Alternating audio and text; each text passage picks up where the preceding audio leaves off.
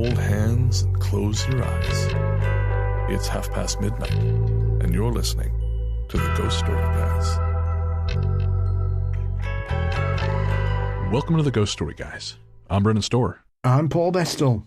And this is a show where we talk about spooks, specters, and all the other things watching us from the shadows beyond the campfire. Some conversations only make sense after the sun has set, and this is most definitely one. Thanks for tuning in. This is episode number 181, and we're coming to you from that tiny mountain cabin you dream about, but can never quite reach. Paul, my friend, how are you doing? I'm very well, thank you. We are currently having a February heatwave. Boy, that doesn't fill me with existential dread in the slightest. Yeah. Everything's fine. Nothing to worry about here. It's only double the normal temperature for this time of year. Cool. Yeah. Well, actually, no. It's not cool. It's not cool. No, it is most assuredly not cool. It is not cool in any meaning of the word. It is just bad. Well, despite living through the slow motion apocalypse and still apparently having to go to work, I am excited about this episode today because this is the first in what is going to be a 3-episode series where we tell the stories of an author for whom I have a huge amount of respect and who is essentially, as you like to joke, a co-host on Mysteries and Monsters, and that is Ruth Roper Wilde. And Ruth is a prolific author of British ghost stories, and I say author, researcher. Her books, These Haunted Times, are massive treasure troves of first-person accounts of hauntings in England, modern hauntings, some historical stuff as well, but I don't think there's a better archive of the current state of haunting in England. I really don't. Her books they're lengthy, and there's the 5th volume, was it 4th or 5th volume just came out? The 4th volume of These Haunted Times just came out just before Christmas. Yeah, so it just an incredible resource. And I am delighted to be able to share some of Ruth's stories on these upcoming shows. We're going to do a general episode today. In 2 weeks' time, episode 182 will be about ghost monks. And then we will go from there and say we'll be doing a minimum of 3 episodes based on Ruth's work. And after that, we'll actually be talking to Ruth on Talk Spooky to Me. And I'm really looking forward to that. Yeah. And I'm very much looking forward to telling Ruth's stories and diving into your vast knowledge of the weirdness that is paranormal England.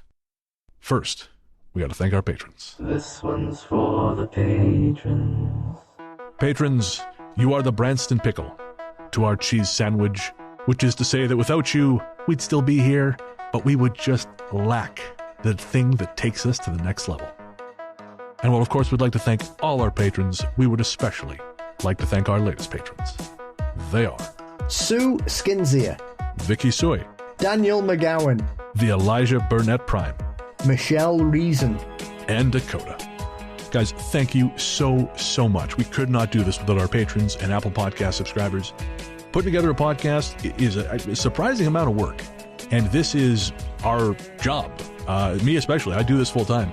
And while everyone who downloads the Ghost Story Guys helps make us who we are, the people who are able to pay us to do the job we do are the truly MVPs because you guys allow us to continue. And if you want to join that team, head to patreon.com/ghoststoryguys. That's patreon.com/ghoststoryguys. And while we'll tell you at the end of the show about all the cool stuff you get, we will say for $1 a month, you get an ad-free feed, and who doesn't want that? Ads suck. And you also get to sleep secure in the knowledge you helped a couple of schmucks like us do what we love to do. And that is deeply appreciated. Again, if you want to join the team, head to patreon.com/ghoststoryguys or sign up to GSG Premium via Apple Podcasts. One last thing, shout out to our composer, Rainy Days for Ghosts. Rainy Days for Ghosts is a project of film journalist and composer Harper Smith. You can find more from Harper at rainydaysforghosts.bandcamp.com or by searching for Rainy Days for Ghosts or Street Witch on streaming platforms everywhere. All right, we're going to take a quick break, and we'll be right back with the Great British Haunt-Off.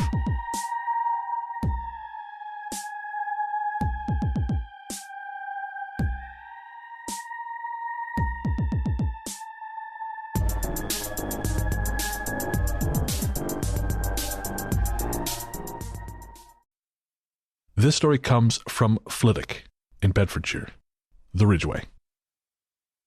I met this next witness over coffee in the nearby market town of Ampthill, in a small and crowded coffee shop over hot chocolate and crumpets. It seemed slightly incongruous to be talking about ghosts in such a mundane setting, but then again, so many paranormal encounters do take place in otherwise utterly mundane settings. So perhaps it was fitting. Our witness, a well-spoken lady who had brought with her a helpful folder of photographs of the house, explained to me that she and her husband had bought the house in the short street called the Ridgeway in Flitwick as newlyweds, with the intention of making it their first family home. It was the 1970s, and they had moved from their first home, a flat, into this wonderfully spacious old house, most of which had been built in the 1860s. Originally, it would have been a typical double-fronted house with the entry door in the middle of the front facade, flanked by spacious windows into probably a lounge and drawing room. It had a basement area as well. At the time when it was built, it would actually have stood in the small hamlet of Dannel End, which has long since been forgotten and subsumed into the small town of Flitwick, and in its day it would have been quite an imposing property for its location, with attendant outbuildings and probably some land where now there are other houses and buildings crowding around. By the time the young couple bought it, the property had been added to numerous times over the years, including a large extension on one side built in the 1920s. It had seen various incarnations over the decades, including a period as a shop during the Second World War. It was in quite a sad state of repair when they made the purchase, and they had high plans of how they would renovate it to turn it into the spacious home they envisaged starting their family in. When they moved in, they were thrilled at how much space they suddenly owned, and decided that this would make it easier to renovate since they could work room by room, thus keeping the mess and clutter associated with renovation confined to distinct areas whilst they lived in other rooms. They decided to start with one of the beautiful front rooms, stripping it completely bare of all fixtures and fittings, and then strip the walls right back to the original plaster. They were excited to be planning the lovely dining room it would become. They had not been long in the house when the first instance occurred. They had just finished stripping out the front room and had retired for the night to their bedroom, which was directly above the room they were working on. No sooner had they settled into bed, tired from the day's labor, when they were startled back into full wakefulness by the sound of an almighty crash from the room directly below them. Shooting out of bed, the young couple were thoroughly alarmed, wondering what on earth could have toppled over. The sound was as if some heavy item of furniture had fallen. As they hurriedly made their way downstairs to investigate, they both agreed that the sound had definitely seemed to emanate from the room below theirs, the room they had just stripped bare of any and all furniture. They could find nothing disturbed in the bare dining room to be, so in puzzlement they widened their search to the rest of the house, and eventually even outside, where they found the night air still, quiet, and undisturbed by any commotion. They could not think of any explanation for the loud noise which had made them bolt out of bed. Giving up, they retired for the rest of the night and largely forgot about the incident. The next night, our witness was making her way up the stairs intending to head to the bathroom, and had reached as far as the half landing when she thought she saw a shadow cross the full landing above her and go into one of the bedrooms.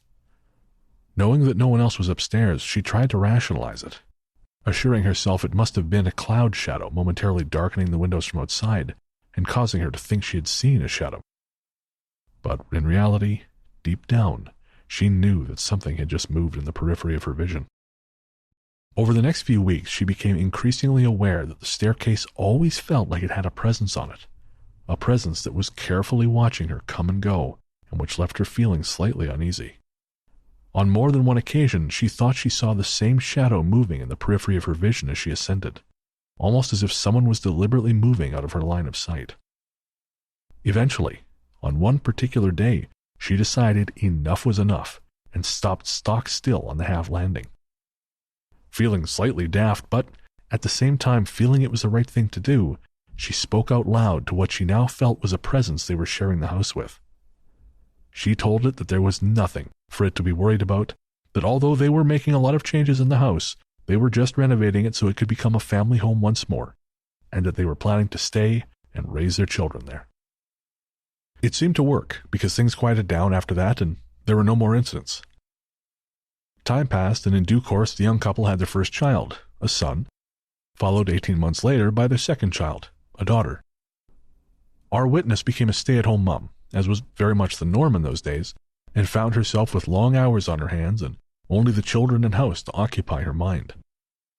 She relied quite heavily, like most young mums, on a network of ladies in the same position who formed friendships and bonds and worked together to raise the children and help one another out. One such young mum became a particularly close friend, and the pair would often spend time in one another's company. Now, our young couple had often commented on a strange cold spot that was in their lounge, just by the sofa and near the door into the room. It was a distinct column of chilled air, about a foot or so in diameter, and rising from floor to ceiling in a noticeable block, which you could actually feel by passing your hands through it. The column of cold air never wavered or moved, and the young husband had often tried to bring all his logic to bear on it and try to find what the physical cause of it was. Never to any avail. When the friend visited, she commented almost immediately upon this cold spot in the room, confirming that it was a palpable thing and not something the couple were imagining. She then went upstairs to use the bathroom, and when she came back downstairs, tried very delicately to ask about the history of the house and what it had been before, harping on the subject until the owner commented to her, "You've seen something on the stairs, haven't you?" The friend had also noticed the shadow moving, the same as our witness, but when she turned to look fully at it, for a moment she saw a male figure, about 5'6", and seeming to be in his mid-50s or so. He was wearing a soft cap, dark blue trousers, and an old-looking sports jacket. She said that she could not clearly see him. He was sort of smudged out to look at, so she couldn't really describe his features, but he was gone in an instant. The same friend saw him several more times over the years, but never so clearly as that first time. When their son was about 3 years old and a happy, chattering toddler, he had an imaginary friend. His friend was called George, and the young lad would want George to be allowed to have a place setting at the table next to him, or to be allowed to play with him, in the way small children often do in a phase they go through. The couple didn't think much about it, until one Saturday morning when they were trying to have a rare lie-in. Their baby daughter was still asleep in her room, in her crib, and they could hear their young lad happily playing and chattering away to himself in his room. So they snuggled down for just a few moments of undisturbed peace, a commodity prized above all else by most young parents. Their bliss didn't last long, though, because their son came trotting into the room chattering that he wanted George to come and talk with him. Except he was holding his arm up in the air as if holding the hand of an adult man and tugging as if trying to pull a reluctant adult to follow with him. The young husband was utterly horrified at the sight of his baby son apparently conversing with an invisible male adult, and without thinking jumped out of bed, snatched his young son up in his arms, and slammed the bedroom door shut on George, only then realizing his mistake and crying out, "Oh my God, the baby!" His wife was the one who got out of bed and went to calmly retrieve their perfectly happy baby daughter from the crib, but she said her husband remained shaken by the incident for some time, because the idea of the son having an imaginary play friend was one thing, but for that friend to turn out to be an adult male when they knew an adult male ghost had been seen in their house was just too much for him, and not something he's ever really wanted to discuss since. After that incident, they lived there for another 3 years, but George seemed to go away and the shadows were hardly ever seen, although the cold column in the lounge remained. Their cat continued to react to that throughout the time they lived there, carefully skirting round it and sometimes staring at it and hissing, with her fur fluffed up. The very last time anything happened was shortly after they'd put the house on the market and were getting ready to pack up and leave. She caught a glimpse of George one last time on the stairs, looking slightly distressed. It was the clearest she had ever actually seen him, but even then his colors were sort of muted, and again there was the smudging effect, meaning it wasn't like looking clearly at someone, so that her sense of him looking distressed was more of a feeling than something visual. She spoke out loud to him, reassuring him that another family were moving in, and the house would go on, and he would be all right to stay there. She left with a feeling that her words had given the spirit a sense of calm. All right, so that was one story, the very first of our Ruth Roper Wild stories, and again, I love how much she's managed to capture there. Yeah, Ruth always manages to pack any sort of encounter. Some of the longer ones in her books are fascinating because of the detail included in them. Yeah, and what I really love the fact that this happened in a coffee shop, because most of the interviews I did for Strange happened in coffee shops. I remember talking to this one woman, and we had, by the end of our conversation, emptied every table around us. I looked up Flitwick to see what other stories there were from around there. And I assume you're aware of the story of Flitwick Manor. Yes, as famously because it featured on the British paranormal television show Strange But True in the 90s, which features a rather amusing section on guests being chased out of the hotel by certain ghosts. Oh, really? I saw that on YouTube, but I didn't have a chance to watch it. Some brilliant acting. 90s TV acting? Or Yes, yeah. Using real people playing themselves and actors. Oh, man, that's just like that Clint Eastwood movie about the train. I'm sure it went as well. But yeah, it's a great show. It's one of those lost paranormal shows because it's never been released on DVD or Blu-ray or anything. So I was going to say that I don't recognize the name at all. It was massive as well. It was like prime time. Really? Prime time TV, Friday, Saturday nights. They even did a live UFO show, 4 seasons. Had some, I'll be damned. Had some brilliant stories and some brilliant witnesses on it. Did an episode on the ghost planes here in Sheffield and Stocksbridge, which is hilarious because they used a local fake psychic as one of the key experts on it, driving about in a souped-up mini metro. Oh, boy. Yikes. Somebody said she's as psychic as a brick, that woman.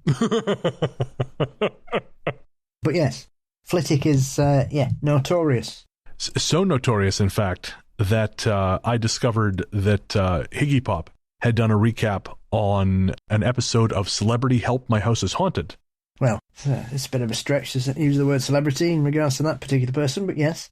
Well, I was going to say, because the celebrity, quote, in question was a cast member from Geordie Shore, which was the abomination that you guys responded with after America produced Jersey Shore. Yeah, they were famously chased out of Sheffield when they tried filming here.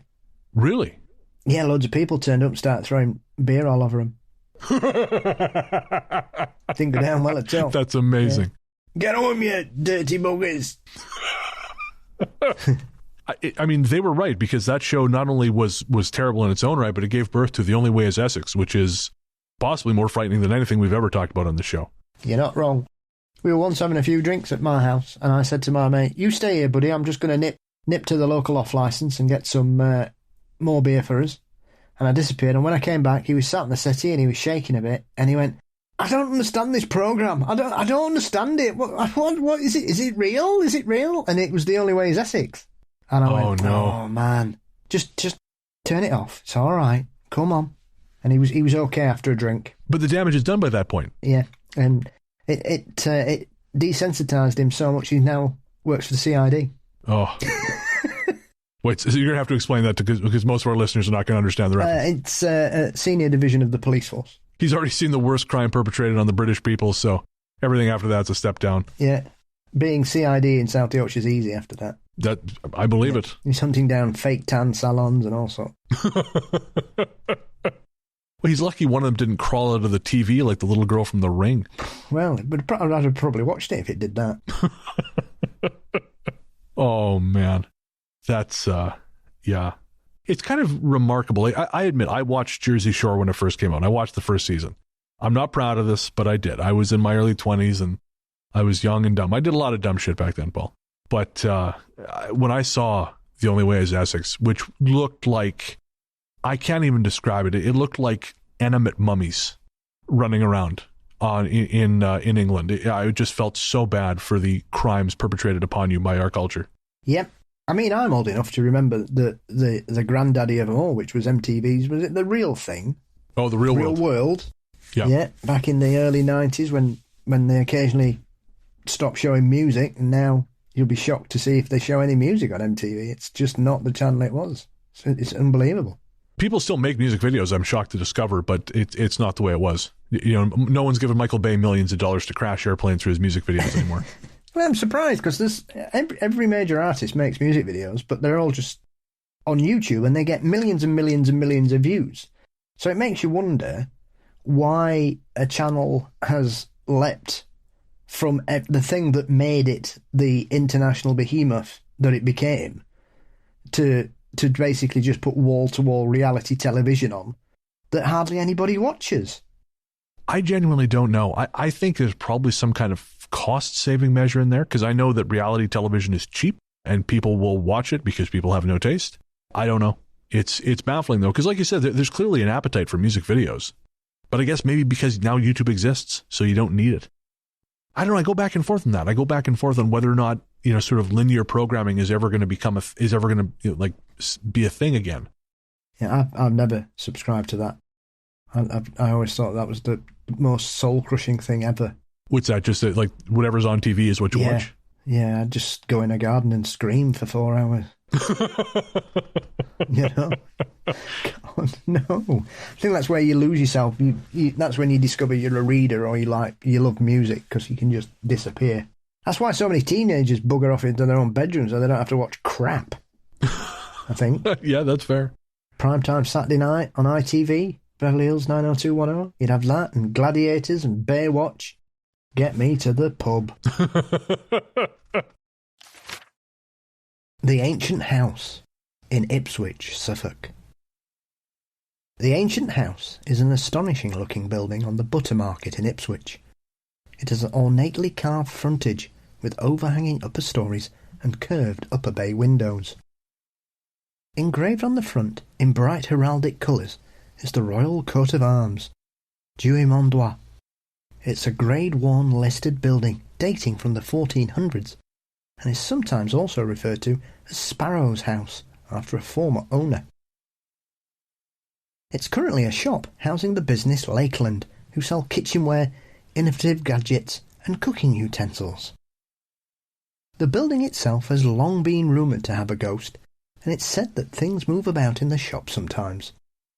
In 1997, staff at the store experienced a strange series of happenings, with flowers being inexplicably rearranged, and a staff member getting locked in the cellar until the door suddenly burst open without any aid. When I asked locally if anyone knew anything of the ghost, I got some interesting responses. 3 people said they'd never experienced anything there. One lady said the property was definitely not haunted, but the tea shop nearby in St. Stephen's Lane is, as is a tomb embedded in the wall of St. Stephen's Church. 2 people had said that they'd felt something whilst visiting. One lady described it as just a feeling that something was present.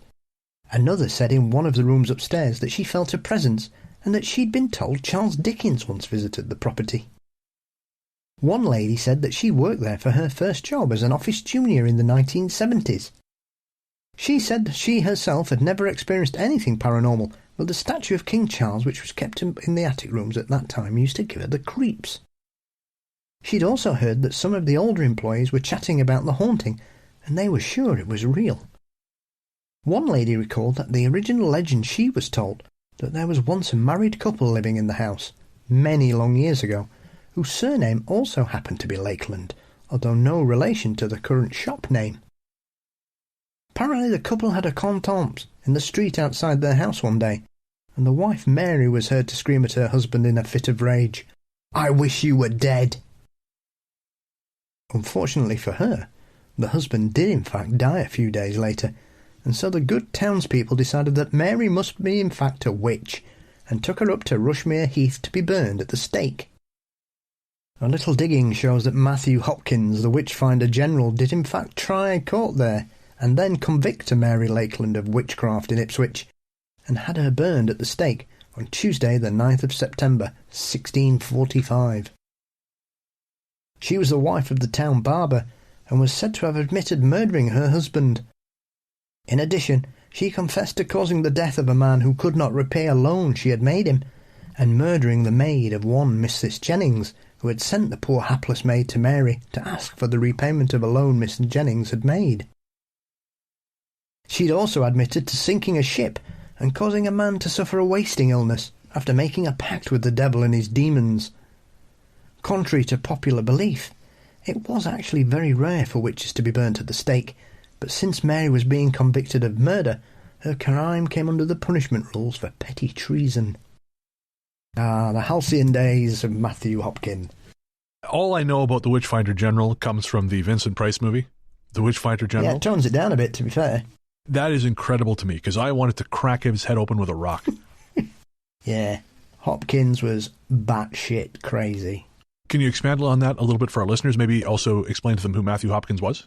Yeah, so obviously over the previous 50 years, the United Kingdom had found itself embroiled in a belief that witches were everywhere, thanks to James I, another nutter, who was convinced that witches were everywhere to the point that, they created all kinds of horrible punishments for people and changed the rules of what torture was and things, like making people walk for 24 hours because it wasn't classed as a punishment. It wasn't classed as torture because it was just a normal thing. But you would keep somebody walking and walking and walking and walking and walking until they collapsed. Things like making them sit down for a week. Really strange things, but if done, people go, oh, sitting down, how bad can it be? But sitting down, you can't move. So you basically defecate all over yourself and you can't, you're sweating and you're sat in the same clothes and you're being harassed day after day, hour after hour by people saying, tell us why you've done it, tell us who you are, and that. So Hopkin was essentially given free rein during the sort of bedlam of the English Civil War that was running amok at that particular point. And obviously Hopkin was part of the Roundhead movement under Cromwell, so had essentially got carte blanche to do what the hell he wanted, and especially he didn't come up north very often.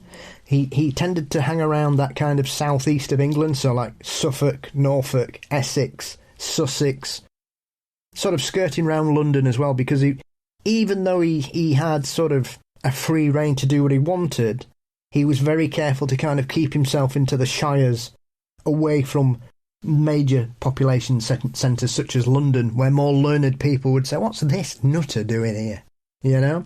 And so he had an army of followers and hangers-on, and essentially any poor bugger who looked at somebody wrong was accused of being a witch, and then Hopkin would turn up and they'd have a trial, ducking stools and all that. And obviously here we didn't burn many witches, we hung them. We hung quite a lot of them. We didn't bother for, the burning at the stake. That was it was too continental for us. Why waste good wood when you can just hang them, And, they'd do mass trials and the like, and, just nonsense. And eventually Hopkin kind of pushed his power. He started getting a bit too big for his own boots. And thankfully his reputation and his influence in the country was diminished greatly within the following 5 years as we entered the Commonwealth of Cromwell, where they banned Christmas. I mean, quite why you'd want anybody to rule the country who banned Christmas. The typical irony, you get rid of a man who believes that he only can answer to God, to then get somebody then who wants to ban any idea of fun. And so it just shows you from King Charles being executed in 1649 to his son's return in 1660, King Charles II. It shows you how the country had gone from absolutely hating the royalty to how cruel and dull life under Cromwell was. That they welcomed the son of the former king with open arms, to the point that obviously when Charles II returned, they dug Cromwell up, chopped his head off and stuck it on a spike on the entrance, one of the bridges on the entrance to London. After he was dead, they did this. Oh yeah, of course they did. I mean, I guess that's one way it feels like overkill, is what I'm saying. But yeah, and then obviously we had one of the craziest periods of English history, the 1660s. We had the Great Fire of London, following on from the plague. King Charles busying himself with numerous special friends, shall we say. And the Scots trying to invade. And then the Dutch came. We were so sick. By the end of the century, we were so sick of the British royal family, we fetched the Dutch in to replace them. So the big question now is, where's the next person coming to replace the English royal family? Because it seems like everyone's well and truly sick of them. Oh, well. There's about a third of the country cares, going on the viewing figures for the coronation. I feel like it's a third that's getting smaller and smaller every year. It is a strange thing. I've always considered myself a Republican in a sort of monarchy sense, not a political sense. I'd just like to clarify that point. Not the American political system, folks. Let's be clear. The original definition of a Republican, yes. Yes. Yes. So, yeah, I'd have been buggered if I'd have been a footballer having to say God Save the Queen before every England match. I would not gone down very well, because if you don't sing the anthem, you're a traitor in certain sections of the media. Still. Oh, yeah, that doesn't... I mean, if you kneel in certain sections of the media, think you're Satan. So, How dare you want equal rights? God damn you, sick son of a bitch. Yeah, exactly. We just want you to protest in a quiet, non-violent way. Not like that. Yeah, because quietly protesting's always solved things, doesn't it? Which actually kind of takes me to an article I found about this Mary Lakeland in the East Anglian Times. And it opens with a quote that I think is really germane to what we were talking about. It's, you wouldn't want to live in Suffolk in the 1640s if you were old, poor, the subject of a grudge by neighbors, and flew close to the flame by criticizing the rich and the powerful. So fuck all has changed. 1640, 2024, time is a flat circle, Marty. And there's a bit in here from an author named David Jones, who's written a book called The Ipswich Witch about Mary Lakeland. And apparently it sounds like she basically had the temerity to question the ruling religious elite at the time. And that's more or less why she was killed. It has very little to do with any actual crime committed, and the fact that she read the book that these guys kept banging on about, the Bible, and threw it back in their faces when they tried to tell everyone how to behave. And they said, oh, you know what we think? We think that's something Satan would do. So I think the best thing to do here is set you on fire. Yeah, he burnt very brightly, Hopkin. It's quite lucky that, obviously, there was a lot of disease flying around at that particular time. So I think he didn't even see the king executed. I think he died not long after, about 1647, something like that. In quite a horrible way to have gone in those days. He died of pulmonary tuberculosis, so he choked to death on his own blood. Hard lines, eh? Yeah, I was going to say, you might argue that maybe karma is real. Yeah. Like I say, it was quite notable. I think there was one particular incident where he never returned to the north. There was a trial in Bury, in Lancashire. Oh, okay. And essentially the local magistrates were of the impression that if he ever returned to the area, they'd arrest him and hang him. Oh, wow. So it just shows you, because I think often people look back at that period and think that everybody believed in witches and things. And I think it's one of those things that it gets blown out of proportion, because these people were so powerful, a lot of them, and a lot of the people that suffered these stupid and heinous crimes against them, obviously the vast majority of them were women as well. These were people terrified, and a lot of people just pointed fingers because they thought, well, if I blame them, they're going to leave me alone. So yeah, ironically, a lot of the methods that Hopkins used and invented were used at Salem 50 years later, especially the stones. It bugs the shit out of me. It really does, because these guys are such transparent grifters, and that's sort of where we're at again, right? We've got all these fake prophets, all these bullshit artists who use the guise of really anything. You've got people who use the guise of the church, but there are also who use the guise of green causes, of goodness and light, but it's always weaponized in order to keep them in power. And it bugs the ever-loving shit out of me, because I hate it when powerful people pretend to be weak or powerless, because obviously they're not. And like for example, and I know I've bitched about this guy before, but Joe Rogan. I understand some people like him. I don't enjoy his show. Whatever. However, the thing that really pisses me off about Joe Rogan, aside from the fact he just allows people on his show to say whatever bullshit they want to say without questioning it, because apparently he can't be bothered to do any fucking work, is the fact that he somehow thinks he's the underdog. He'll talk about the mainstream media. Like, motherfucker, you have 12 million listeners a week. You are the mainstream media. You're the mainstreamist of media. What the fuck are you talking about?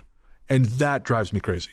And that is such a thing that's happening right now, because we have so many people with money and power trying to hide that and trying to kind of rally people around them to pretend that they're somehow a lost cause or an underdog. An outsider. Yeah, I'm an outsider. No, you're part of the establishment, motherfucker. I mean, we're all part of the machine, blah, blah, blah. But you have the reins of power.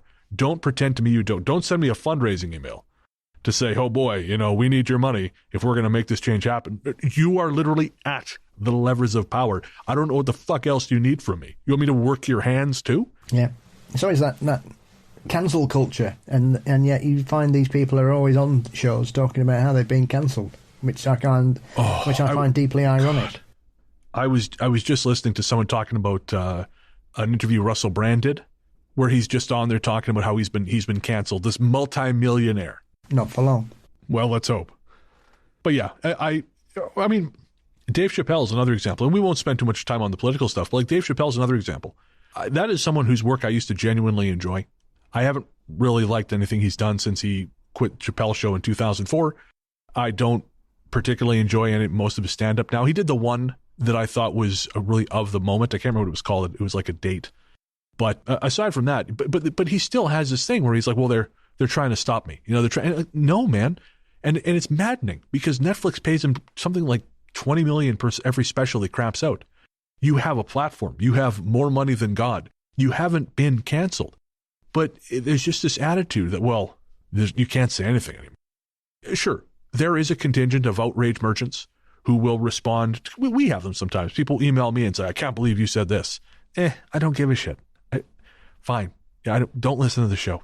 I'm not going to play into this. I'm not going to be like, oh, I'm so sorry. No, get fucked. So there are people out there who will try and gin up controversy about anything, and I'm sympathetic to that because that sucks. Those people suck. But most of these people most of these guys are just talking out their ass. You've powerful people who, again, it's an industry. I have been canceled isn't a fucking industry. I mean, Louis C.K., all the shit he did, he was canceled. They took away his platform. Didn't he just won a fucking Grammy last year? Give me a break. The only difference is there's consequences. You can say what you want, but be prepared to get shit over it. Whereas before, people would just ignore it or put up with it or turn the other way. Yeah. And, you know, it's not just the Me Too movement. There's a lot of things that have been going on for too long. And people saying absolutely abhorrent things and facing no consequences. You know, you look at any major country in the Western world's television in the 70s and 80s and some of the shit that was put on for entertainment, and you just look at it and you think, what? Like here with a black and white minstrel show, primetime television in the 1970s. You know? Yeah, things are changing. Things always change. That's the nature of the world. Change is inevitable. And don't get me wrong, some of the change I fucking find really annoying. The way language evolves, sometimes I think, boy, that sounds stupid, but that's the way language has evolved. You can either roll with it or you can get left behind. And as far as I'm concerned, by and large, people just not being able to, people getting pushback when they say shit. Again, even me, I've said dumb shit. And so people have said to me, hey, that was pretty dumb. And I'll stop and think, oh, yeah, you're right. And again, not every time do I think they're right, but I don't have to take it on board every time. And again, I'm not operating at the level of some of the people we're talking about. But if I can figure it out, motherfucker, you can figure it out. It's like all this stuff with Taylor Swift at the Kansas City Chiefs thing. I mean, I don't like Taylor Swift's music at all, right? But Jesus Christ, anybody would think Travis Kelce was dating Hitler the way people are going on. You know? What is wrong with people? You've got loads of men going, oh, I don't want to see that in the NFL. What, would you rather see, somebody like Jerry Jones, who owns the Cowboys, who's got a face like a worn-out leather handbag every 5 minutes? No. Good God, the girl's there supporting her man, and she's interested, and people are going, oh, it's the worst thing ever. Get a grip. Oh, yeah. No, I'm 100% with you. Because, again, I'm not a fan of her music. It just doesn't do anything for me. If you like it, great. Yeah. Good for you. That's fine. It's not for me. I've tried. It just is not for me. She doesn't seem a bad egg. She doesn't do anything bad. She does a lot of good in the world. She's got a very powerful, positive fan base. The Swifties can rally behind numerous social movements and do a lot of good. And what's wrong with that? I was listening to Dear Old Dads the other day. I was listening to one of their patron episodes, and they said something on there that I actually think is really accurate. It's these groups, these really outraged groups, they hate Taylor Swift because she doesn't give a shit what they think, and she has enough power to not have to respond to them whatsoever. She doesn't need their permission to be successful. Exactly. She exists completely outside their ecosystem. Yep. She doesn't need them, and so these outrage merchants have to try. It just drives them nuts. because they're all like the fucking judge in Blood Meridian. This thing cannot exist if I don't give it permission to exist. And she doesn't give a shit and doesn't need their permission. And I love the fact that she's got that power. I love that. I love people who can just say, fuck you, I got mine. I'm going to do what I want to do. I don't have to bow to your nonsense. Yep. And she is the epitome of that, and I respect the shit out of that. Absolutely, 100%. All power to her. I'm only annoyed because it's not my team in the Super Bowl. That's the only thing that annoys me about it. Or at least it's not the Cowboys. It's all about the coaching. This story comes from Rectory Lane in Ampthill, Bedfordshire. A lady wrote to me to tell me about the time she spent living in a property in Rectory Lane in Ampthill between 1969 and 1976. Ampthill is a compact little market town in central Bedfordshire with a very small and picturesque market square which celebrated 800 years of holding a license for a Thursday market in 2019. Our witness bought the house in 1969 with her then husband, and the couple moved in with their 3-month-old son. At the time they moved in, the property was partway through a conversion aimed at turning what was the original hayloft into a living space. At that time, there was an open-plan staircase leading up to the hayloft space, and the old wooden hay bale doors were still present. The family were therefore still occupying only the ground floor space, which was one large open-plan room and 3 smaller rooms, one of which was chosen to be the baby's bedroom. One autumn evening, not long after they moved in, our witness was sitting by a cozy fire with her back to the wooden staircase and facing the small window. Her husband was sitting to her right, and the two were quietly relaxing. Suddenly, she was aware of a strange, cold feeling behind her, and turned to see an indistinct, foggy shape drift down the wooden stairs and out through the small window. Her husband, who was reading at the time, glanced up and exclaimed, "What was that?" Puzzled, they made inquiries locally the next day as to what it could have been, and were told that when the property was still the stables to the main house, a young stable lad had fallen in love with one of the occupants of the main house. Of course, she was far too above his social station for anything good to come of it, and with a misplaced desperation of youth and unrequited love, he hung himself from the rafters in the hayloft. That autumnal night marked the beginning of the paranormal activity for them, as over the next few years they were frequently disturbed by the sounds of footsteps in the hayloft and the unaccounted-for sound of gunshots from the same space. I can't help but speculate whether the legend was wrong, and the lovelorn stable boy shot himself rather than hanged himself. On one occasion, our witness heard a strange sound from the baby's room, and went in to find that a picture had inexplicably fallen from the wall where it was hanging, and was completely covering her young son where he was sleeping. This in itself made her feel uncomfortable, but had it not been for the other occurrences, she probably would have just dismissed it as a fluke that the picture fell from the wall. However, by this time her son was starting to grow and toddle, and one day he suddenly fell down the stairs. Although his mother fortuitously managed to catch him before any real harm was done, he was very distressed, saying to her over and over that the man had pushed him. She mentioned this to the lady they had bought the property from, with whom she had remained fast friends. Her friend was a bit puzzled by this because she said that her own young son had also fallen down the stairs there and kept saying his older brother had pushed him, even though that was not the case. Over the years the family lived there, they continued to hear the footsteps and gunshots, and the sounds were heard by other family members and babysitters as well. Our witness's own mother would complain that she could not sleep at all when she stayed over, due to the disturbances. Paul, of all the stories we've told on this show, I think one that has constant gunshots is probably the most upsetting. That would be like trying to sleep with a white noise generator set to Manchester. Yes, especially in Bedfordshire, which is one of the UK's sleepiest counties. It's got bed in the name. It's legally obligated to be quiet. Yeah, it's not the most raucous of places, to be fair, especially some of it. It's very quaint. It's your typical international view of the United Kingdom. Sleepy villages and churches and things. There's a lot of Bedfordshire that's just like that. I don't know much about Bedfordshire, obviously, but I was doing a little bit of reading, and not far away from Ampthill, about 20-minute drive in Bedfordshire proper, there's a complex. It's called the Aspects Leisure Park in Bedford, and it has a haunted movie theater, which is said to be haunted by a monk, as I'm sure you know. Folks, when I'm telling you most of this, if there's a UK ghost story, I assume Paul knows. But what I love about this is they've got this new agriplex, or this new plex, whatever the fuck it's called, and it's built on an old priory. And only in England, I think, would that be an issue. Over here, we would just knock down another forest.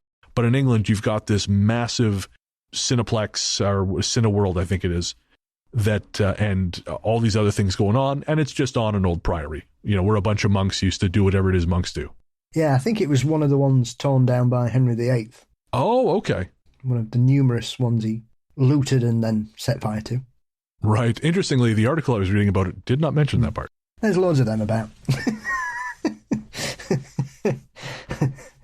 To be fair, it's not an unusual thing, you know. It's what happens when you stop somebody getting divorced. He goes, burns priories down. But yes, it's always struck me, because one of the houses I lived in Sheffield, we had numerous strange incidents on our staircase where we were all pushed down the stairs. Oh, really? Mm-hmm. Yeah. Even the skeptic that thought we were talking rubbish ended up getting pushed down. And it was very odd. You would feel a physical shove in your back on the top of the stairs, and you'd tumble down. It was one of those old houses with Artex, if you know what Artex is. Isn't that the horse from Neverending Story? Artex was a design cult. Okay. Where basically people would create sort of spikes with plaster on and cover their walls and ceilings with it. So you'd basically have sort of a rough feel to it, which was great until you grazed it and it cut your arm open and stuff. Yeah, this just sounds like having walls made of knives. I don't understand. And it was a big thing, 70s and 80s. And then by the 90s, people then realised what a shitter it was to remove, because you basically had to either sand the walls down or just strip it back to the brickwork and replaster it all. You couldn't do anything with it because it was just, and then bits of brick off, and you'd have like bald bits of plaster poking out and stuff. So yeah. So you get scratches on your arms. Yeah, it was great. Who came up with this design? Torquemada? This is insane. Good Lord. Take it that didn't take off in North America then? No, I don't think we have punishment rooms outside of Saw films. Jesus Christ. Yes. Also, we have an eyeball vacuum here in the lounge, just in case, you know, John Kramer stops by. Yeah. Flock wallpaper and Artex. Two of the worst things to discover if you buy a house. This is the dumbest thing I've ever heard. And I've heard a lot of dumb things, Paul. Yeah, so yeah. And there's always a thing I've spoke to Ruth about this. There's a lot of...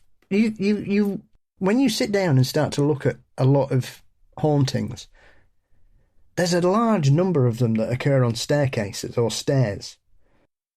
And you begin to think, well, what does that mean? Why? I mean, obviously, if you live in a house with a staircase, even if you don't realise it, it's probably one of the most used areas of your house, whether you're going upstairs or coming downstairs. You are always utilising the staircase at all times of day and night. So is it because it's a busy place? Or is it something deeper than that? Is it showing the journey between levels or parts of the universe we have yet to comprehend, and the stairs personifies that? Who knows? We head north of the border now, to Ayr in Scotland and Park Circus. One correspondent told me about the experiences of her brother and his family. My brother and his wife moved into a converted Georgian house in Ayr with their 2 young daughters around 2000. They lived there for around 15 years, but moved out when the marriage sadly ended. During the time they were there were regular bouts of paranormal activity, but with brief interludes of time when nothing would happen, and the house would be quieter in a spiritual sense. She explained that once the family moved in, the first thing that began to occur was that the fire alarm would start to sound whenever the family entered the house. Repeated checks on its workings could never find anything wrong with it. Her sister-in-law always felt the house had a presence within it, right from the first day they moved in. But her first real experience came a few months later one day, when she came home from work. None of the other family members were yet home, so the property was empty when she walked in. Fed up with the inexplicable fire alarm antics, she addressed the presence she felt there, telling it she was happy to share her home with it, but please to stop trying to frighten the family. The fire alarm never malfunctioned again.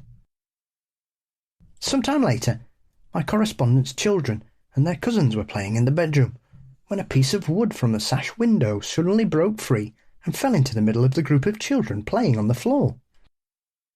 The odd thing was, though, it didn't come from them from the direction of the window, as one might expect if it had somehow broken free and blown in, but was dropped on them from above.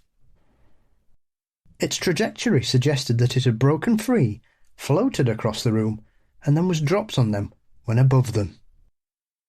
On another occasion, her niece suffered an instance of sleepwalking and was found standing in the dining room facing the mirror and repeating into it over and over again, "I want my life back." Although her parents led her back to bed, her mother admitted to feeling very spooked by the incident and the strange words. During the whole time that the family lived there, the 3 daughters refused to be alone in the building at any time. My correspondent said she always felt uncomfortable when she went to the top floor where the bathroom was and where the bedrooms were. This was particularly the case in the little box room that the youngest daughter used. This child would not sleep without a nightlight from a very young age, and frequently complained that she heard voices outside her room. This was corroborated by her cousin, who said that when she stayed over, she could hear men's voices whispering at night on the upstairs landing area outside the bedrooms. One of the most disturbing events happened to my correspondent's sister-in-law one night when she was in bed with the light on. Her husband, my correspondent's brother, was downstairs still. She suddenly caught sight of something out of the corner of her eye. She sat in bed, and on turning to look fully, was horrified to see a man in her room. Her first rational thought that it must be an intruder, and she kept silent because she thought if she cried out and her husband came up unawares, he might get attacked by the man she could now see, who seemed to be wearing a red-coloured smoking-type jacket. He was holding his chest and started to walk towards the door. She turned to watch him go and saw him collapse to the floor.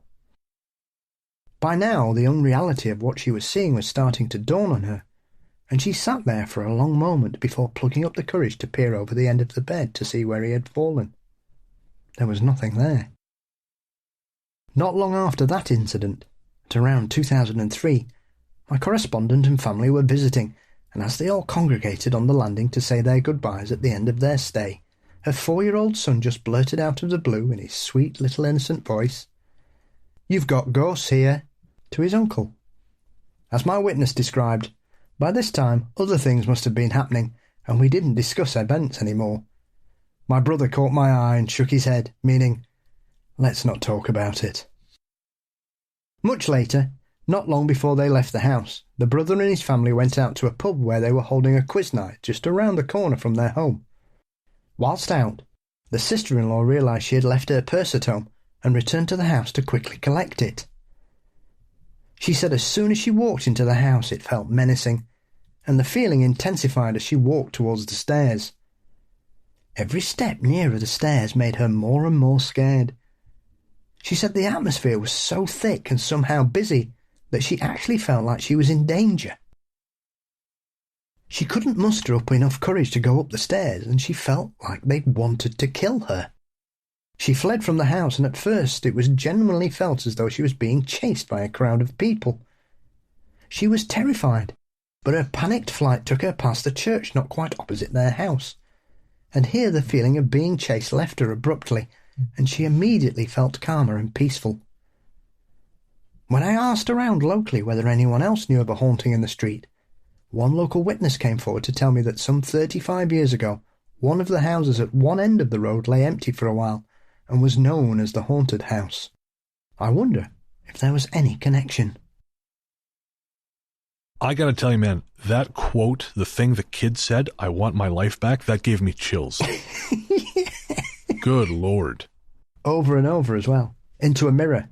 Can you imagine coming on that at 3 a.m? Yeah, I've seen some strange things at that time, but that would freak me out. Yeah. I think I might actually take the guy with the machete over that. Actually, I told you in the patron bonus, I just finished reading this book about the 90s, 2000s hardcore band Leftover Crack, or I don't know what the fucking crust punk band, whatever. But they talked in the book about how, you know, their shows got pretty rowdy and they could be quite difficult, or at least the singer himself could be quite difficult. And they talked about buying machetes to protect themselves. And they said, oh, they were super cheap at the hardware store. They were, you know, at the time, $7-8. And, you know, it's really hard to cut yourself with one of them. And I thought, are we talking about different things? Does machete mean something different to crust punks? Or maybe we just have different definitions of sharp? Because I'm pretty sure you can cut someone with a machete. Yeah, they're heavy objects, but they're not exactly blunt either. Yeah, that's it. Like, I understand it. You got to swing it to make some do with it. But I thought describing it as a not sharp thing, that seems like underselling it a little. I think any bladed object is sharp enough if you wield it with enough downward force. Yeah. But anyways, this has nothing to do with ghosts. No, not yet. Well, yeah. This is it's how to make a ghost. My latest show, How to Make a Ghost. It's technically a true crime show. The story takes place on Pembroke Road in Baldock, Hertfordshire. I spoke with a witness, Jake, not his real name, who told me several stories of his encounters with the supernatural which appear in this book. When Jake and his partner got married, they moved into a house in Pembroke Road in Baldock.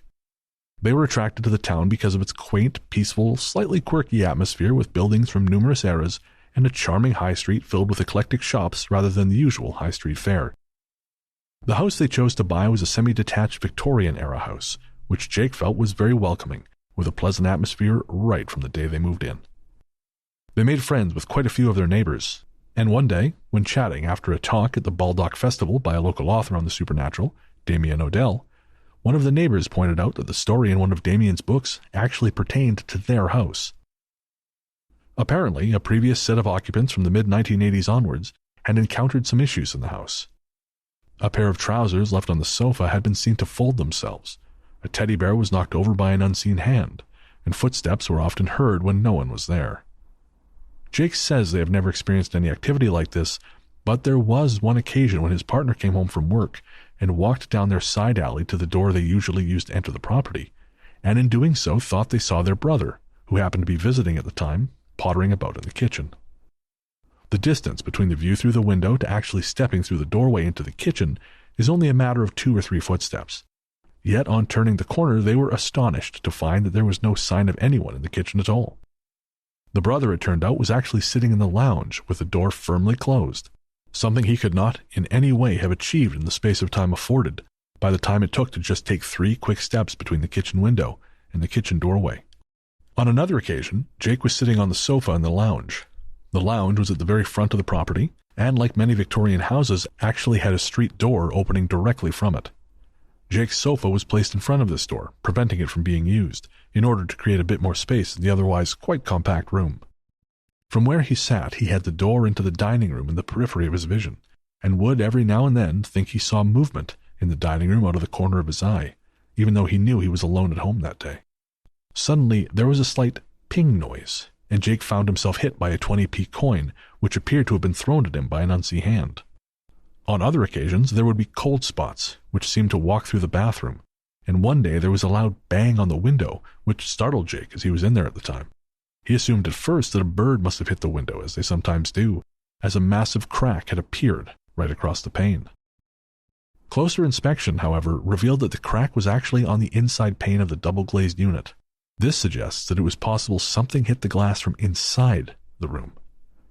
Jake pointed out that it was also possible the glass cracked because of a temperature fluctuation or some such other natural cause, but he hadn't noticed that it was a day when there was a particularly great differential between the temperature inside or outside, nor did he notice any other mundane possible causes.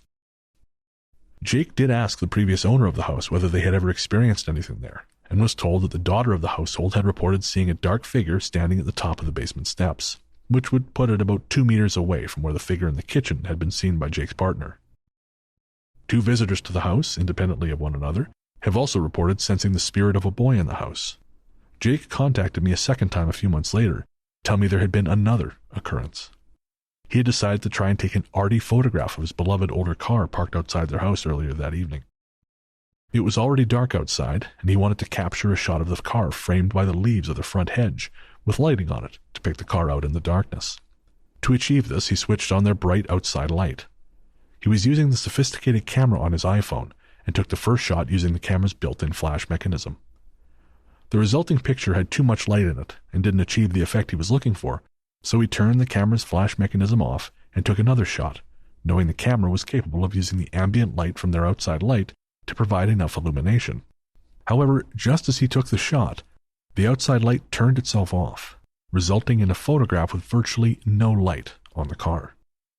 Frustrated, he took a photo of the light switch and sent it to me to show how it had been thrown from the on position into the off position in that split second. Jake says that having become friendly with their neighbors in the street, they found that other properties also have supernatural visitors. One couple reported that on several occasions they found their kitchen taps turned fully on, and once they even came downstairs in the morning to find all of the dining chairs had been placed on top of the table, very much like the famous scene from the film Poltergeist. Another neighbor has reported seeing a Roman soldier in their garden, and certainly it is a matter of record that there have been nearly 2,000 Roman-era burials discovered within the town limits of Baldock. Jake was also told that on nearby Jackson Street, one of the houses was apparently plagued for a few years by knocking noises, which could neither be pinned down nor stopped. Eventually, during some renovation work on the heating system, a skeleton was found under the hallway floorboards. As is routine with such matters, the police were involved until it was determined that the bones dated to the end of the 19th century. The knocking noise stopped after that, but it is always possible that they might have been attributable to the newer heating system and pipes. There is also another property nearby where someone glanced out their window to see a group of silent people standing in her garden for a brief moment. And there's a lot going on there, Paul. Yeah, there is. Yeah, there's a lot happening there. There's a lot of throwbacks to some other famous cases and strange things going on. So, yeah, it's a hectic house. No kidding. And are you familiar with, the chair stacking thing? That's just, actually, she mentions the film Poltergeist, but that seems like just a poltergeist thing. Is that not? Yeah. It doesn't happen often. That usually is reported in extremely active poltergeist cases because it's not a typical calling card. I think because it's in the film, it's become a cliched thought of what happens in all poltergeist cases, and they're all widely different. You look at, for example, Humpty Doo in Australia, wherever it was, used to leave messages in pebbles, which is very rarely reported in other cases. Some stacked chairs. You've got the dancing gloves in Pontefract. Coin throwing's probably one of the most common things you would find in poltergeist cases. Apports, those types of things. I was listening recently to a 2-part interview that Travis Watson did on a show. And he was talking about something which I can't remember if he talked about it on your show or when he was on your show or not. Was he talking about the mists when he was on your show? I can't remember. Yeah, we did Mysteries in the Mist. That's it. Yeah. So he's got one now where he his latest book, he sort of approaches, as I'm sure you're aware, Bigfoot phenomenon as a different manifestation of poltergeist activity. Yeah. I'm interviewing him in a couple of weeks. Oh, very cool. I'm really eager to hear that conversation because I think he makes some interesting points that a lot of what we call a lot of what we call Bigfoot phenomenon, the stuff where you're not actually seeing a figure, if it were to happen inside, it would be referred to as poltergeist activity. Yeah, he sent me a copy of the book, so I'm going to have a good read of it and have a look at it. I think it's one of those things that people try and explain any phenomenon with one explanation in certain circumstances. Whenever I hear a case of something chucking coins about, it always reminds me of one of my favourite ones, which is a lovely poltergeist case, which happened in Wales in a mower repair shop. Okay. Which was run by 2 brothers, the Matthews brothers, I think they were. And they had this repair shop, and they started having really weird paranormal occurrences happening, and it ended up becoming quite a regular poltergeist case, and it started leaving them money. Oh, okay. All the time. So they ended up calling it Pete the Poltergeist. And eventually they had it manifested, and it was a little boy, and it ended up being sat on top of one of the shelves in the repair shop for a brief moment or two. And I think 2 people saw it. There's a young boy with blonde hair. Also available to view, if you can track it down on YouTube, in an episode of Strange But True from the mid-90s. Oh, okay. Which obviously features first-hand witnesses, so it interviews both brothers and one of their wives. And it went on for about 6 years. Jesus, that's a long time. But it gets better. Because the brothers eventually reached retirement age and decided they were going to sell up. So they sold the shop. Within a couple of weeks or two, Fred, one of the brothers, realised that Pete had taken a shine to him anyway and had moved in with him. Oh. And gone to his house. And so they started noticing the same kind of things happening there. I mean, it was a remarkable case because it didn't stop. You know, the local news companies and reporters would come round and it would happen. Things would be flying about the repair shop and banging on things, and people would find 20p pieces and 50p pieces and pound coins and things. And screws and nuts and bolts were all whizzing about. And so he ended up being there, and they were fine with him. But then they just kind of thought, well, we've got to let him go. And so I think Fred consulted a local medium who said that he needed to smash or break anything that he believed Pete had moved about. And he did it a couple of times, and that put an end to the haunting. Really? And that was that. Yeah, it was in the 90s as well, so it's not that long ago. Did they say why that they thought that would be effective? No. Fair enough. It's not something I've come across very... I've heard people say, oh, you need to get rid of things they've touched or whatever, but I've never heard of smashing things. And I suppose that only works if it's something you can smash. Because to be fair, if I came home and my telly were at middle of the room, I'm not smashing my telly up. Yeah, the poltergeist can stay. Yeah. He can stay, as long as he doesn't change the football when it's on. Fine. Our final story is once again from Bedfordshire, in the town of Biggleswade, on Hitchens Street. One lady I interviewed told me about her experience in a house on Hitchens Street in Biggleswade. She and her first husband moved into the property in 1985. It was a quaint little cottage which they were renting in a quiet residential street. It was a mid-terraced, 2-up, 2-down type cottage, so common across Britain, very small but quite neat with a pebble-dashed frontage. When they moved in, she straightaway began to wonder if they'd done the right thing renting the place, because it has an oppressive, gloomy atmosphere about it. To try and make it feel more welcoming, the young couple immediately set about redecorating the place in bright, airy colours. However, even as each room steadily became lighter and better looking with their efforts, the gloomy atmosphere persisted, and the young couple found that often, when they were home, they would end up bickering and fighting with each other, whereas away from the property, they would feel perfectly happy in one another's company. Their bedroom was over the front room, facing the street. It had a built-in cupboard along one wall, with an old-fashioned wooden door, and they placed a large sideboard along one of the other walls. In the centre of the sideboard, there was a huge freestanding mirror in a heavy frame with big, chunky feet. It was heavy enough that it took 2 people to lift and manoeuvre it. The young housewife liked to collect perfume bottles, and had quite an impressive display, which she proudly arranged on her sideboard in front of and to both sides of the huge mirror. One night, as they lay in bed asleep, they were awakened by a strange noise, and her husband sat up in bed, moving his head from the pillow as he did so. Seconds later, the mirror crashed down across his pillow upside down. Had he not moved, he could have been quite badly hurt. When they inspected the damage, they found the true extent of the bizarre nature of what had just occurred. On the sideboard, you could clearly see where the bottles which had stood either side of the mirror had been pushed aside, as if someone had needed the space to get their hands on the mirror. The bottles lined up so prettily in front of the mirror were all completely undisturbed, and the mirror itself had landed upside down across where his head had been.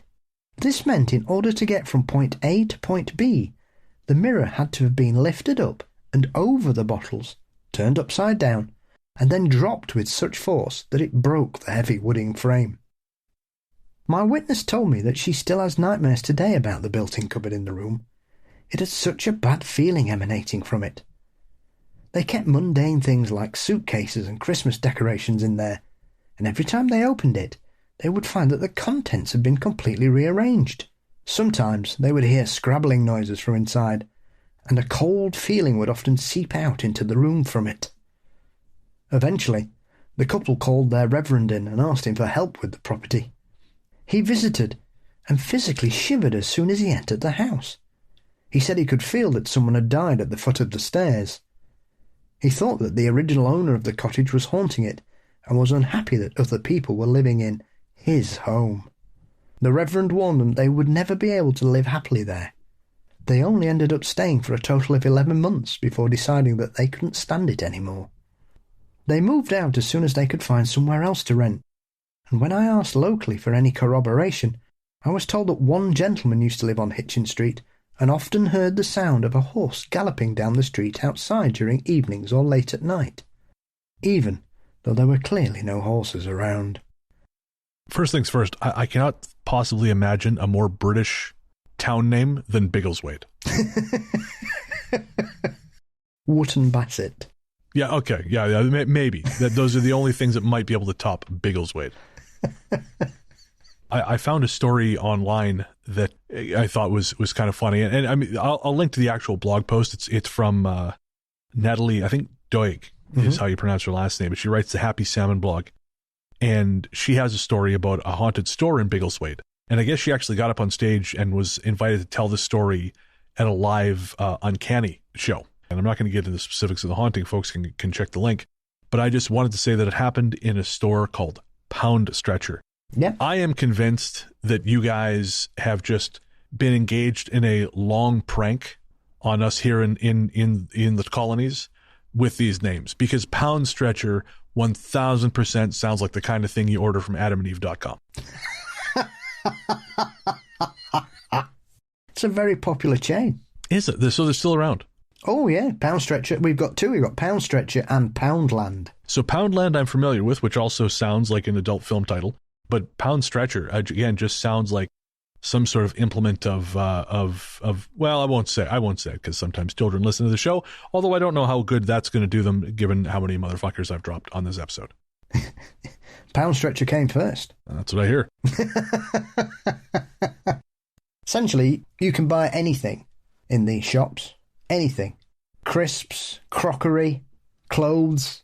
A lot of it isn't a pound, but I think it's more about it makes your pound stretch further. Yeah, that makes sense. Yeah, is the indication of what the name is referring to. But yes, you can find all kinds of bargains, and they are notable for their fine ranges of crisps and biscuits. And according to the Happy Salmon blog, they're ghosts, at least in Biggleswade.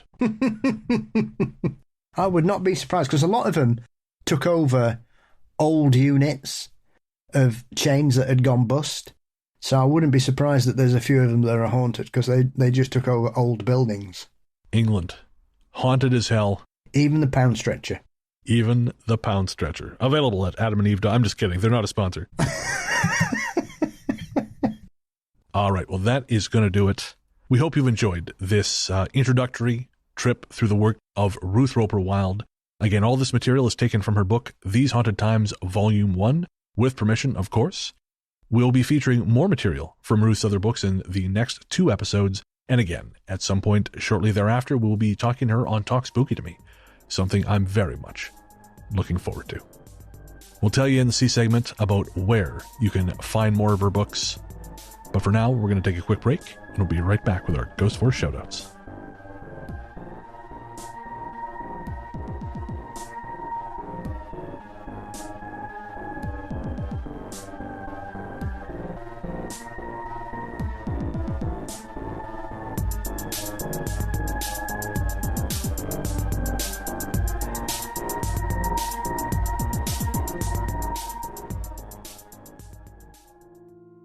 Hey there, listeners. Before you reach for that skip 15 seconds ahead button, I promise you this isn't an ad. We wanted to take a minute to talk to you about mental health. On this show, I've always tried to be as honest and open as possible about my struggles with depression and anxiety, because even though we've come a long way towards acknowledging the very real damage these things can do, there is still way too much lingering stigma about reaching out for help. And when you start to feel like there's no help, it's easy to start feeling like there's no hope. But Paul has joined me today to remind you there is always hope and there's always help. We're not going to try and talk you out of self-harming right now, because we know that's not how it works. Instead, what we wanted to do was tell you something now and hope that should things get bad, you'll remember it and make a phone call or send a text message before you make any permanent decisions. As someone who knows all too well just how important mental health can be, it's never too late to reach out. In Canada, the number to call is 133-456-4566. In the USA, the new number to call is 988. That's 988. In the UK, the number to call is 116123 or text SHOUT, that's SHOUT, to 85258. In Australia, the number to call is 131114. However bad shit seems, it will pass.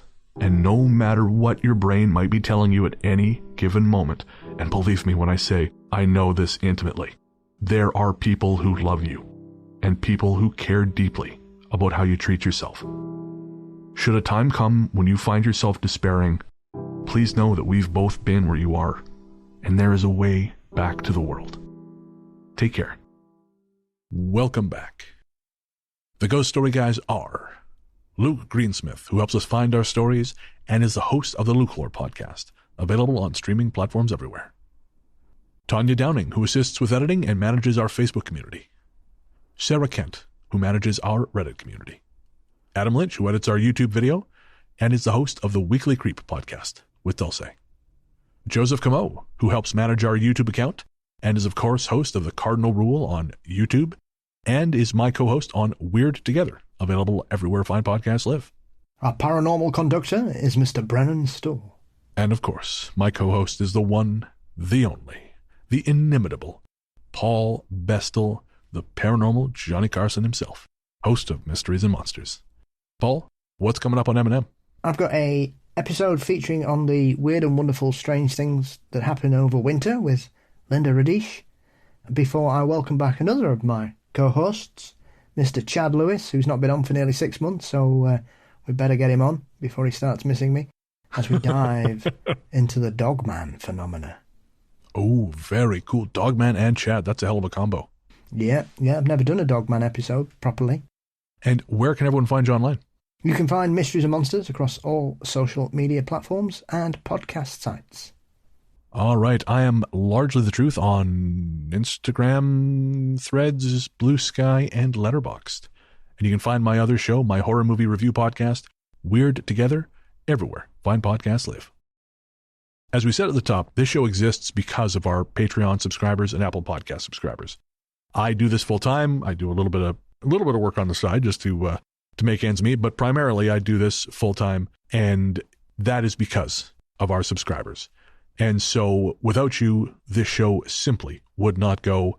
And if you'd like to join that team, head to patreon.com/ghoststoryguys. That's patreon.com/ghoststoryguys, or sign up to GST Premium via Apple Podcasts. And that gets you not only the ad-free feed we mentioned at the top, that also gets you access to all kinds of bonus material. It gets you access to Host Adventures, which is your bi-weekly trip through my brain, where I just kind of ramble about whatever's going on in my life. You get the real centerpiece of the whole thing, which is the bonus conversations between me and Paul. We just did a Q&A for patrons and Apple Podcast subscribers. It was about 85 minutes in total, and there was some wild stuff in there, including someone who asked, Morgan, I believe it was, who asked, what kind of cryptid erotica would you write if you could write it? And that question will forever haunt my brain. And you can hear our answers to that in the bonus conversations. Every major episode gets a bonus conversation. So the bonus chat for 181 will be probably about 40 minutes long. So if you like that part of the show, you like me and Paul yakking, that is but one of many things you find by joining up at patreon.com/ghoststoryguys or via Apple Podcasts. And of course, people who subscribe at the $20 level, they're part of a little something we like to call Ghost Force. That's right. Patrons at the $20 level and above get thanked here in Ghost Force every second episode because you're crazy, and by God, we love you for it. This time around, the members of Ghost Force are Ethan Zaragon, Cackling Skull, Kerry Lambertus, Cheesy Thoughts, Cheryl Baker, Crazy Mom, CT, Anthony Michaud, Generic Bob, Hannah Brown, Hannah Siemens, Hilary de Saussure, Jade Morgers, Jason R. Slaughter,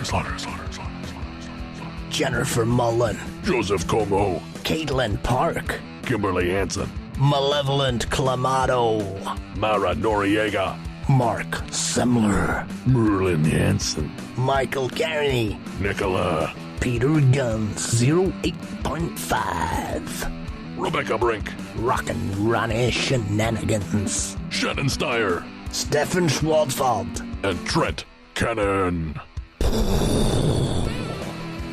You are the few. You are the spooky.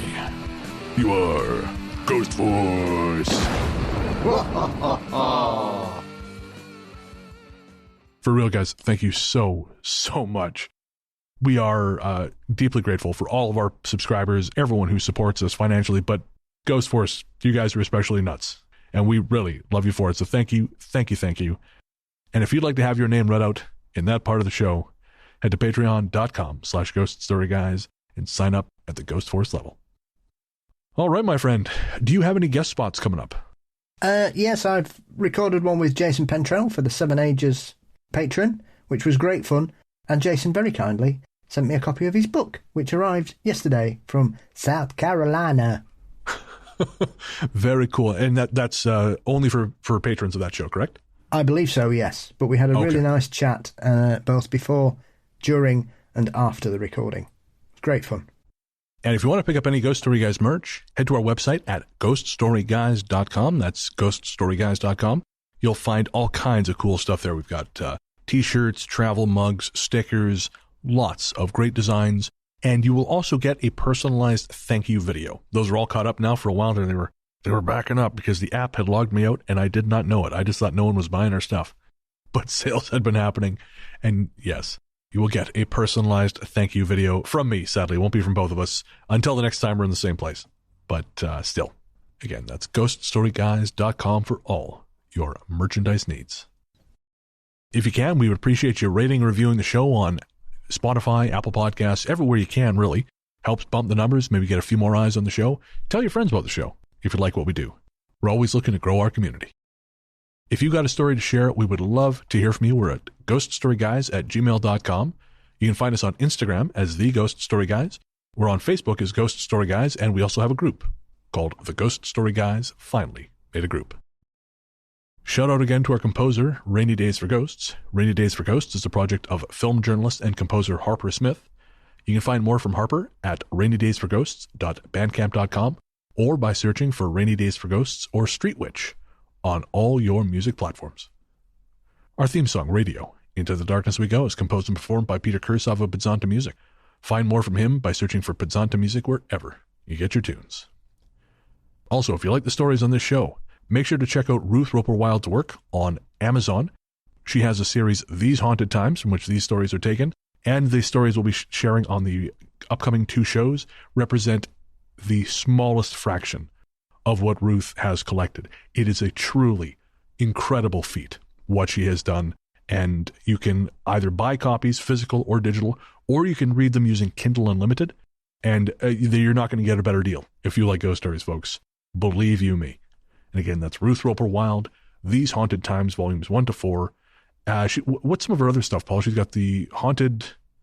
she did the Haunted Almanac, which is essentially a paranormal calendar. So if you fancy trying to catch one of the famous anniversary ghosts in the United Kingdom, you can plan a trip to see if they turn up on a specific day, which I think is probably her most underrated book. It's quite interesting, actually.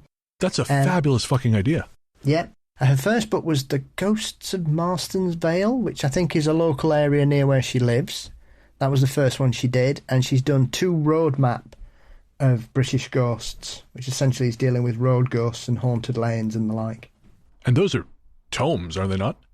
Oh, yeah. I mean, the last time we were speaking, I think we're trying to work out how many accounts she's now collected, and it must be in the thousands. I think Ruth thought she'd be in the hundreds, but I think with 8 books now, she's clearly into 4 figures, easily. Oh, I would be shocked if it wasn't. Yeah.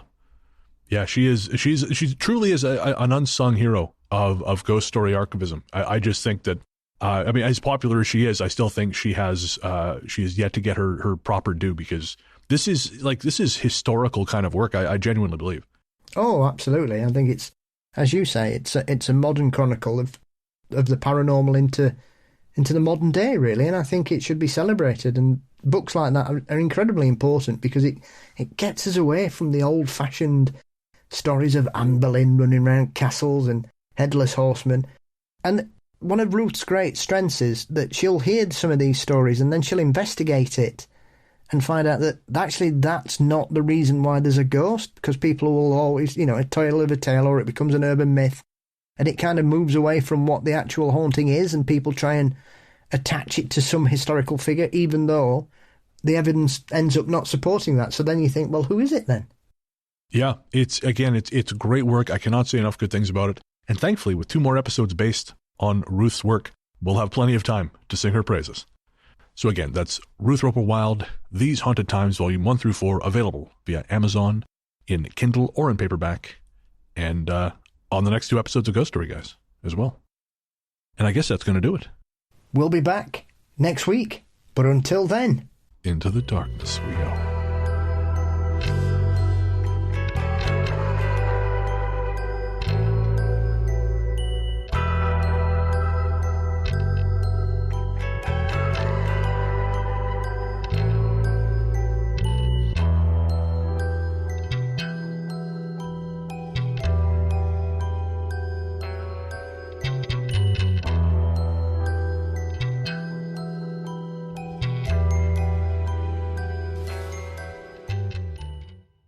As a child, I performed as a television host over here. We had a program called This Is Your Life, which was hosted by an Irish gentleman called Eamon Andrews. So we did a surprise because one of the teachers was leaving at junior school, and I was nominated to play Eamon Andrews. So I had to do a very poor Irish accent there.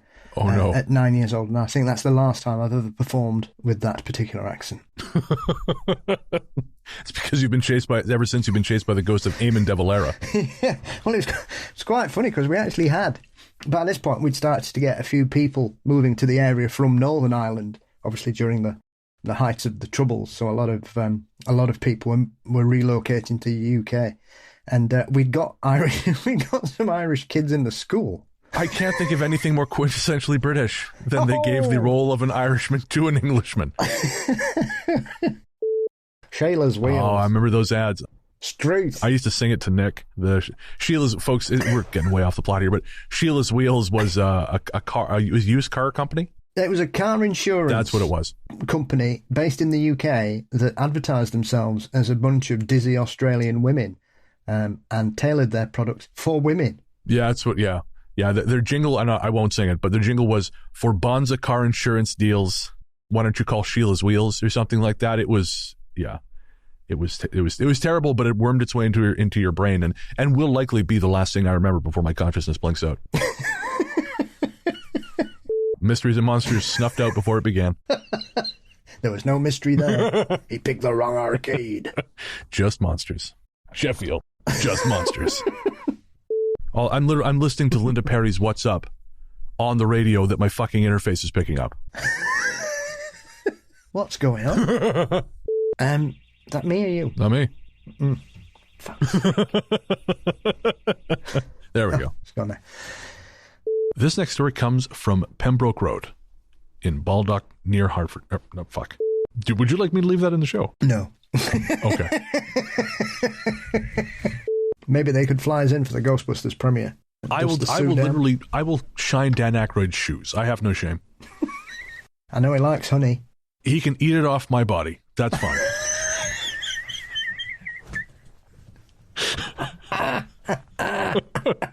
What would I do for a Klondike bar? Whatever it takes.